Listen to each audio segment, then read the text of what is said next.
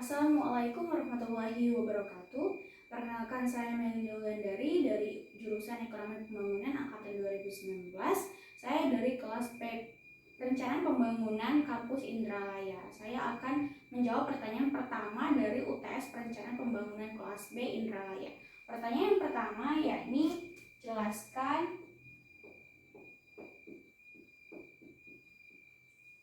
permasalahan dan aspek-aspek pembangunan daerah dan nasional.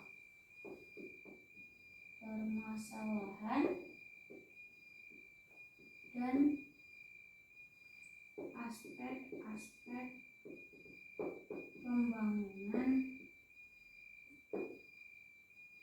daerah dan nasional.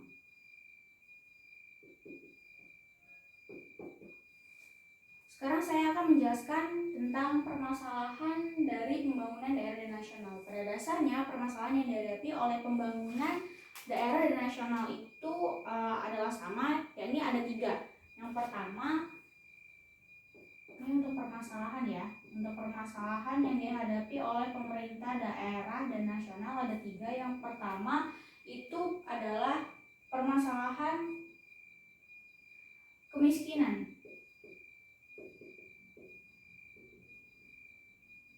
Yang kedua, ada permasalahan tentang pemerataan. Dan yang ketiga, permasalahan tentang pertumbuhan.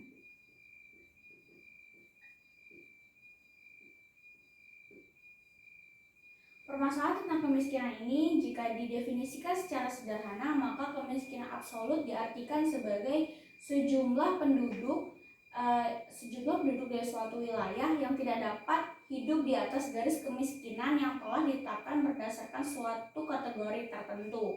Dan biasanya kemiskinan ini memiliki karakteristik. Ada 3 karakteristiknya. Yang pertama, kemiskinan kerap terjadi pada wilayah atau daerah dengan mata pencaharian yang berhubungan erat dengan ekonomi tradisional. Contohnya daerah pedesaan. Daerah pedesaan ini mayoritas penduduknya memiliki mata pencaharian yang berbasis ekonomi tradisional seperti pertanian. Sebenarnya sektor pertanian ini masih bisa maju dan membuat masyarakatnya lebih sejahtera asalkan memiliki sentuhan teknologi dan lebih canggih. Tapi sayangnya di pedesaan itu biasanya aspek mata pencahariannya itu dilakukan dengan manual atau tidak mendapatkan sentuhan teknologi, sehingga tingkat pendapatannya itu rendah. Itulah kenapa kemiskinan rentan terjadi pada wilayah dengan mata pencaharian yang berhubungan erat dengan ekonomi tradisional. Kemudian yang kedua, karakteristik dari kemiskinan adalah kemiskinan kerap terjadi pada kaum wanita. Hal ini terjadi dikarenakan adanya perbedaan tingkat pendidikan antara kaum laki-laki dan perempuan, terutama daerah-daerah yang memiliki budaya patriarki. Contohnya seperti Indonesia, di mana laki-laki diutamakan untuk menempuh jenjang pendidikan lebih tinggi daripada wanita. Hal inilah yang menyebabkan wanita memiliki tingkat pendidikan yang lebih rendah dan rentan mengalami kemiskinan. Kemudian yang terakhir, karakteristik dari kemiskinan adalah kemiskinan umumnya terjadi pada penduduk pribumi dari suatu negara. Kemudian permasalahan yang kedua yakni terkait dengan pemerataan. Pemerataan di sini adalah terkait dengan distribusi pendapatan. Jadi permasalahan pembangunan yang dihadapi oleh pemerintah daerah dan nasional ini terkait dengan distribusi pendapatan. Hal ini biasanya terjadi karena rata-rata pendapatan di perdesaan dan di perkotaan itu berbeda. Biasanya rata-rata pendapatan di perdesaan itu jauh lebih rendah dibandingkan dengan pendapatan masyarakat yang ada di daerah perkotaan. Nah, tetapi jika ditulis lebih dalam lagi, sebenarnya kesenjangan distribusi pendapatan di daerah di pedesaan itu lebih rendah daripada kesenjangan pendapatan di perkotaan. Hal ini dikarenakan pekerjaan yang tersedia di pedesaan itu lebih homogen, sedangkan di perkotaan itu lebih bervariatif. Hal inilah yang menyebabkan terjadi perbedaan ketimbangan pendapatan. Nah, jadi pemerintah daerah dan pemerintah nasional, pemerintah pusat berfokus untuk menyelesaikan permasalahan kemiskinan dan kemerataan. Kemudian permasalahan yang ketiga yaitu pertumbuhan. Menurut Kuznets, pertumbuhan ini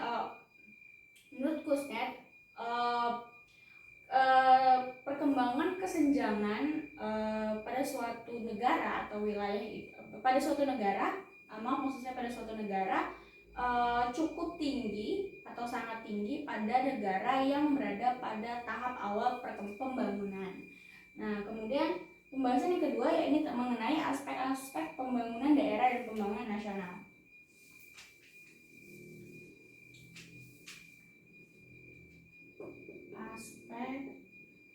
Aspek pembangunan daerah dan nasional. Ada 4. Aspek yang pertama adalah aspek lingkungan. Aspek kedua adalah aspek kekuatan dan hambatan.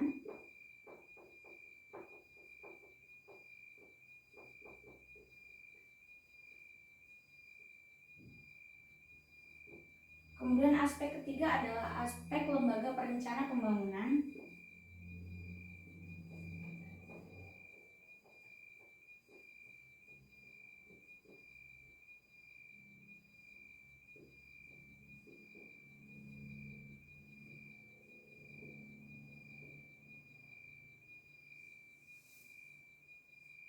Kemudian aspek yang terakhir adalah aspek ruang dan waktu.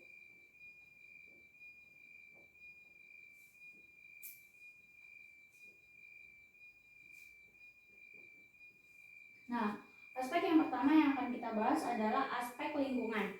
Aspek lingkungan di sini berkaitan dengan lingkungan yang akan terdampak pada saat pembangunan itu dilaksanakan. Jadi persoalan perencana pembangunan yang baik itu harus memperhatikan aspek lingkungan, baik aspek lingkungan wilayah di mana pembangunan itu dilaksanakan maupun aspek lingkungan dari wilayah sekitar aspek lingkungan dari wilayah sekitar terjadinya pembangunan. Nah, aspek lingkungan ini sangat amat penting untuk diperhatikan karena mencakup berbagai bidang, antara lain bidang sosial, politik, budaya, ekonomi, bahkan sampai pertahanan dan keamanan. Aspek lingkungan ini juga perlu sangat amat diperhatikan dalam upaya pembangunan daerah maupun nasional karena aspek lingkungan ini juga harus memperhatikan dampaknya di masa yang akan datang. Kemudian aspek yang kedua yakni aspek mengenai kekuatan dan hambatan suatu daerah yang akan dibangun.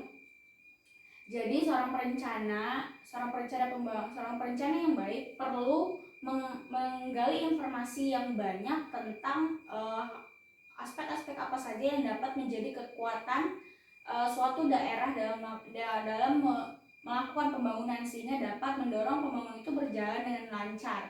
Kemudian si perencana juga perlu memiliki informasi mengenai kelemahan-kelemahan apa yang dimiliki oleh suatu daerah yang dapat berpotensi menghambat terjadinya pembangunan. Kemudian aspek yang ketiga ini aspek lembaga perencana pembangunan. Aspek lembaga perencana pembangunan di sini atau dalam hal di tingkat nasional ada Bappenas dan di tingkat daerah ada Bapeda. Lembaga perencana pembangunan ini bertugas untuk merencanakan pembangunan dengan baik. Jadi lembaga perencana pembangunan ini akan bertugas sebagai koordinator yang akan mengkoordinasi internal pemerintahan seperti koordinasi antar sektor dalam pemerintah dan koordinasi ke luar sektor pemerintahan. Misalnya lembaga perencana pembangunan ini akan melakukan koordinasi dengan masyarakat agar mau mendukung terjadinya pembangunan. Kemudian aspek yang terakhir adalah aspek ruang dan waktu. Aspek ruang di sini terkait dengan masih ada hubungannya dengan aspek lingkungan, di mana perencanaan itu harus memperhatikan aspek lingkungannya, jangan sampai berdampak negatif dan harus memberikan dampak positif. Kemudian dalam kaitannya dengan aspek waktu, yakni seorang perencana pembangunan harus menyusun pembangunannya, menyusun dan merencanakan dan melaksanakan pembangunannya tepat waktu. Jadi apabila rencana pembangunan itu 5 tahun, maka pembangunan itu harus selesai dalam 5 tahun, tidak boleh lebih lambat dan bahkan lebih bagus lagi jika lebih cepat. Baik, sekian pemaparan dari saya mengenai pertanyaan pertama dari UTS kelas perencanaan pembangunan B.